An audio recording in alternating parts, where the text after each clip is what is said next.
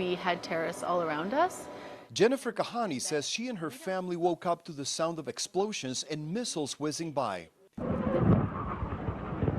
It was the morning of October 7 in the village where they live in southern Israel near the border with Gaza. They soon realized they were under attack. We saw helicopters overhead. We heard gunfire near us. The terrorists were not far from where I live. Kahani and her 5-year-old son What would you like? are two of the more than 500 displaced people from Israel's north and south who are now living at a Jerusalem hotel turned into a shelter. We take a hotel, house people inside, feed them, do activities. So we're trying to create some sort of normalcy. We will be hosting next week 1,200 people across the country.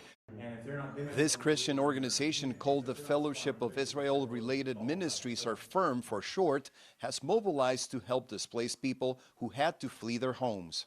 They want to destroy Israel. Nissim Cohen and his wife Camelia live in northern Israel. Their son Joseph warned them a war was coming from the south after the October 7 attacks. Now they're also among the displaced. They say they fled their village located 2 kilometers from the border with Lebanon because they saw missiles launched by Hezbollah intercepted right above their heads by Israel's Iron Dome air defense system. From your house near the Lebanese border, could you see the missiles, the rockets flying by? All the missiles. I saw all the missiles. We saw the army in the border. According to the Israel Defense Forces, about 100,000 people have been evacuated from communities near both the Gaza and Lebanon borders due to the heightened risk of attacks.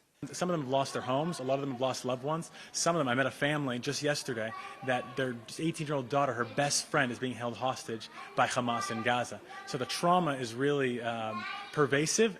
As a group of Messianic Jews and Christian Arabs really working together to see how can we care for as many people as possible.